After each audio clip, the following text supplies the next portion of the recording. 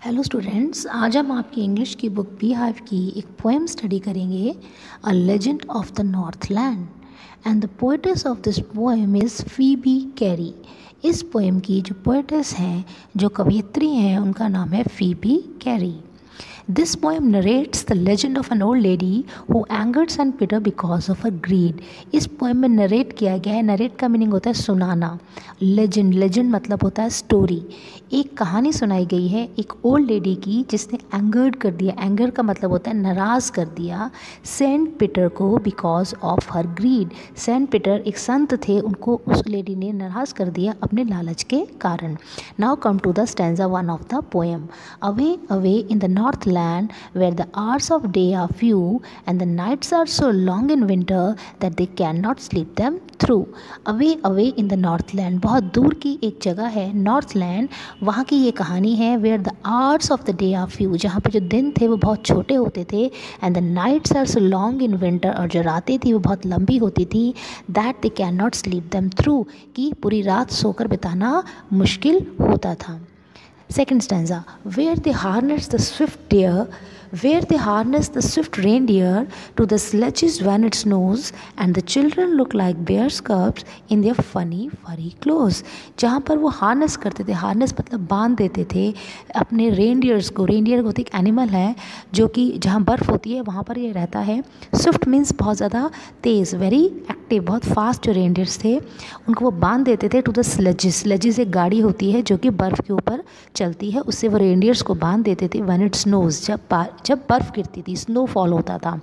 And the children look like bears cubs in their funny furry clothes, और बच्चे भालू के बच्चों जैसे नज़र आते थे क्योंकि बच्चों ने बड़े ही फ़नी, बड़े ही मजाकिया फर वाले कपड़े पहने होते थे। Stanza third, they tell them a curious story. I don't believe it is true, and yet you may learn a lesson if I tell the tale to you. वो एक बड़ी क्यूरियस, बड़ी इंटरेस्टिंग कहानी आपको सुनाते हैं। I don't believe it's true, मुझे नहीं लगता ये सच है। And yet you may learn a lesson, लेकिन आपको इस कहानी से एक लेसन मिलेगा, एक शिक्षा मिलेगी आपको। And if I tell the tale to you, अगर मैं आपको ये कहानी सुनाता हूँ। Once when the good Saint Peter lived in the world below and walked about it preaching just as he did, एक बार की बात है, गुड सेंट पीटर एक संत थे जिनका नाम था सेंट पीटर। वो इस वर्ल्ड में ही रहते थे, इस दुनिया में ही रहते थे। And walked about it preaching, और इस दुनिया में इधर उधर घूमते थे। वो प्रीच करना होता है, उपदेश देना। जस्ट एज ही डिड, जैसा कि आप जानते हैं कि वो उपदेश दिया करते थे। He came to the door of a cottage, वो एक झोपड़ी के बाहर आते हैं। He came to the door of a cottage in travelling round the earth where a little woman was making cakes and baking them on the hearth. वो एक झोपड़ी के बाहर आकर खड़े होते हैं, कॉटेज के बाहर खड़े होते हैं, और इन ट्रैवलिंग राउंड द अर्थ, जब वो धरती पर ट्रैवल कर रहे होते हैं तो ट्रैवल करते करते वो एक जगह रुकते हैं। Where a little woman was making cakes, वहाँ एक छोटी सी वुमन, एक औरत क्या बना रही होती है, केक्स बना रही होती है। And baking them on the hearth, और उन केक्स को बेक कर रही होती है हर्थ पर। हर्थ क्या होती है, भट्टी, भट्टी को बोलते हैं hearth. And being faint with fasting, for the day was almost done, he asked her from her store of cakes to give him a single one. अब पूरा दिन वो उन्होंने फास्ट रख रखा था, व्रत रख रखा था, और वो फेंट हो गए थे। फेंट का मतलब होता है वो बहुत बेहोश हो रहे थे, वो कॉन्शियस नहीं थे हो रहे थे, तो वो भूख के मारे वो बहुत ज़्यादा परेशान हो रहे थे। For the day was almost done, और पूरा दिन तो बीत चुका था। He asked her for her store from her store of cakes to give him a single one. Saint Peter ने उस लिटिल वुमेन को बोला कि मुझे जो तुम्हारे पास इतने सारे केक्स हैं, स्टोर ऑफ केक्स, उसमें से तुम मुझे एक केक दे दो, give him a single one.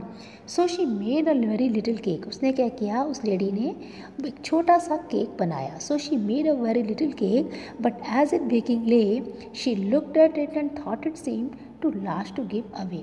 उसने एक छोटा सा केक बनाया और उसको बेक करने लगी, लेकिन जब उसे उस केक को देखा, शी लुक्ड एट इट, उसने सोचा, शी थॉट इट सीम्ड, उसको लगा कि ये तो कुछ ज़्यादा ही बड़ा हो गया, किसी को देने के लिए मैं इतना बड़ा केक क्यों दूँ, too last to give away. Therefore she needed another. फिर उसने क्या किया, नीड का मतलब होता है गूंदना, जब आटा गूंदते हैं उसको बोलते हैं नीड करना। उसने एक और केक पेड़ा लिया आटे का। She needed another and still a smaller one, और उससे भी छोटा, उससे भी पहले वाले से भी स्मॉलर, छोटा। But it look when she turned it over, लेकिन जब उसने फिर से उसको भट्टी में रखा, टर्न ओवर कर रहा, उसको पलटा, उसकी तरफ देखा, as large as the first had done, ये तो पहले जैसा ही बड़ा है। यानी कि उसे सारे जितने भी वो केक के लिए देने के लिए केक के पीसेस ले रही थी, उसे वो बड़े ही नज़र आ रहे थे। Then she took a tiny scrap of dough, फिर उसने बड़ा ही टाइनी होता है very small, very small in size, बहुत छोटा साइज़ में, इसको बोलते हैं इंग्लिश में tiny. Scrap of dough, dough होता है जो आटा गूंदा हुआ आटा होता है, उसे डो बोलते हैं। उसका एक छोटा सा हिस्सा लिया, tiny scrap of dough, and rolled it flat and baked it thin as a wafer, but she couldn't part with that. और उसे रोल करने लगी, उसे बेलने लगी, इतना बेल गई, उसे फ्लैट कर दिया, पतला कर दिया, and baked it thin as a wafer, और उसे बेक करा, और वो इतना छोटा सा था तो बेल कर वो इतना पतला हो गया, जैसे वेफर खाते हैं आप लोग, चिप्स जिसे बोलते हैं, थिन हो गया वेफर्स की तरह। But she could not part with that, और उसको भी वो दे नहीं पाई। Could not part with that का मतलब होता है किसी चीज़ को किसी से शेयर कर देना, किसी से बांट लेना, लेकिन वो उसको भी, उस वेफर जैसे पतले टुकड़े को भी दे नहीं पाई। For she said my cakes that seem too small when I eat of them myself are yet too last to give away, so she put them on the shelf. तो उसने कहा कि जो मेरे केक्स हैं वो बड़े छोटे लगते हैं, when I eat of them my self, जब मैं उन्हें खाती हूँ, खुद खाती हूँ, तब तो मुझे बहुत स्मॉल लगते हैं, they seem too small, are yet too last to give away, लेकिन जब देने पड़ते हैं किसी को तो मुझे बहुत ज़्यादा वो क्या लगते हैं, बड़े लगते हैं। सो she put them on the shelf, उसने क्या करा, उन पीसेस को शेल्फ के ऊपर रख दिया। देन गुड सेंट पीटर ग्रू एंग्री, तो जो क्या हुआ इससे, जो सेंट पीटर थे उन्हें नाराज़ हो गए, उन्हें गुस्सा आ गया। For he was hungry and फेंट, क्योंकि वो भूखे थे और वो बेहोश हो रहे थे, फेंट हो रहे थे, वो कमज़ोर पड़ रहे थे। And surely such a women was enough to provoke a saint, और इस विमेन ने क्या करा, उन सेंट को प्रोवोक कर दिया। प्रोवोक का मतलब होता है किसी को उकसा देना, किसी को गुस्सा दिलवा देना। वो फेंट हो रहे थे, वो वीक फील कर रहे थे, वो कमज़ोर फील कर रहे थे, और उस वुमेन ने उन्हें केक नहीं दिया खाने को, तो वो उन्हें बहुत ज़्यादा प्रोवोक हो गए, वो गुस्से में आ गए। And he said you are far too selfish to dwell in a human form, और उन्होंने उससे कहा, he said you are far too selfish to dwell in a human form to have both food and shelter and fire to keep you warm, कि तुम बहुत ज़्यादा selfish हो, स्वार्थी हो तुम। To dwell in a human form, dwell का मतलब होता है रहना, तुम इस इंसान के शरीर में रहने लायक नहीं हो, तुम बहुत ज़्यादा स्वार्थी हो, तुम्हें इंसान कहलाने का हक नहीं है। To have both food and shelter, तुम्हारे पास खाना भी है और शेल्टर मीन्स रहने की जगह भी है, ये सब की भी तुम हकदार नहीं हो। And the fire to keep you warm, और तुम्हारे पास खुद को गर्म रखने के लिए आग भी है, वो भी तुम्हारे पास नहीं होनी चाहिए। यानी कि जो तुम सुख एज अ ह्यूमन बीइंग पा रही हो, उस सुख को तुम डिज़र्व नहीं करती हो, क्योंकि तुम बहुत ज़्यादा सेल्फिश हो। तब उन्होंने उसे गुस्से में क्या कहा, now you shall build as the birds do and shall get your scanty food by boring and boring and boring all day in the hard dry wood. अब तुम पक्षियों की तरह क्या करोगी, बिल्ड करोगी, घोंसले बनाओगी, as shall get you scanty food. Scanty का मतलब होता है बहुत लिटिल, वेरी लिटिल, और तुम्हें बहुत थोड़ा सा ही खाना मिलेगा जैसे बर्ड्स को मिलता है। By boring and boring all day in the hard dry wood, और पूरा दिन बोरिंग का होता है छेद करना, खुदाई करना, पूरा दिन तुम बोर करती रहोगी उस हार्ड, बहुत सख्त, ड्राई, सूखी हुई लकड़ी में, जो पेड़ की लकड़ी में तुम अपना घोंसला बनाने के लिए छेद करती रहोगी पूरा दिन। Then up she went through the chimney, उन्होंने उसको एक तरह से कर्स कर दिया, श्राप दे दिया उस लेडी को सेंट पीटर ने। Then up she went through the chimney never speaking a word and out of the top flue a woodpecker for she was change to a bird. और फिर वो जो वुमेन थी वो चिमनी से वो बर्ड बन गई, और वो चिमनी से जो वहाँ से निकलकर बाहर चली गई, नेवर स्पीकिंग अ वर्ड, और उसने कभी कुछ नहीं कहा। And out of the top flue a woodpecker, और उस चिमनी के टॉप से क्या निकला, एक वुड पैकर निकला। एक पक्षी होता है जो लकड़ी को छेद कर करके उसमें घोंसले बनाता है, उसे बोलते हैं वुड पैकर। वो एक बर्ड बन गई, for she was change to a bird, उसे सेंट पीटर ने एक बर्ड में चेंज कर दिया। She had a scarlet cap on her head, उसके सर पर एक स्कारलेट मीन्स रेड कलर की एक क्या थी, कैप थी। कैप मीन्स एक टोपी थी।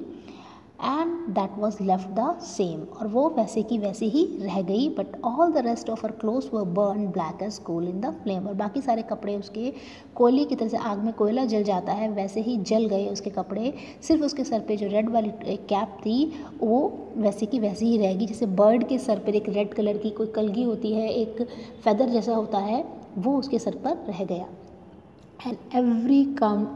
And every country schoolboy had seen her in the wood where she lives in the trees till this very day, boring and boring for food। और हर किसी ने, every country schoolboy means हर किसी common person ने, हर किसी school boy तक ने उसको देखा है wood में, उस जंगल में, where she lives in the trees, जहाँ पे वो पेड़ों पे रहती है, till this very day, आज तक वो जो little women थी वो वहीं रहती है, boring and boring for food, और अपने फूड के लिए, खाने के लिए क्या करती रहती है, छेद करती रहती है। So the poetess of this poem is Phoebe carry. ये एक बैलेड है। बैलेड क्या होता है, जिस पोएम में या सॉन्ग में कोई स्टोरी सुनाई जाती है, narrating a story in short stanza. Ballads are a part of folk culture, ये हमारे कल्चर का एक पार्ट होते हैं, जैसे लोक कथाएँ होती हैं और ओरली एक जनरेशन से दूसरी जनरेशन को सुनाई जाती हैं। जैसे कि एक दादा दादी अपने पोते पोती को सुनाते हैं, एक जनरेशन से दूसरी जनरेशन तक ये स्टोरीज ओरली सुनाते सुनाते पास होती हैं। A legend of the north land is a ballad, और आपकी जो poem legend of the north land है, this is a kind of ballad. अब इसका एक बहुत इंपॉर्टेंट होता है पार्ट आपकी पोएम का, राइमिंग स्कीम। राइमिंग स्कीम देखिए, जो फर्स्ट स्टेंजा का लास्ट वर्ड है नॉर्थ लैंड, इसको हम ए मान लेते हैं। सेकंड वर्ड है फ्यू, इसे हम बी मान लेते हैं। थर्ड वर्ड है विंटर, इसे हम क्या मान लेते हैं, सी मान लेते हैं। और फोर्थ वर्ड है थ्रू, इसे हम क्या मान लेते हैं, फ्यू और थ्रू राइम कर रहे हैं तो इसे हम मान लेते हैं बी। तो north land A, few B, winter C, A B C B, A B C B, ये इस पोएम की, इस स्टैंजा की राइमिंग स्कीम हो जाएगी। राइमिंग स्कीम भी आपसे बहुत बार एग्जाम्स में पूछ ली जाती है। तो यहाँ पर हमारी ये पोएम है ये कंप्लीट हो जाती है।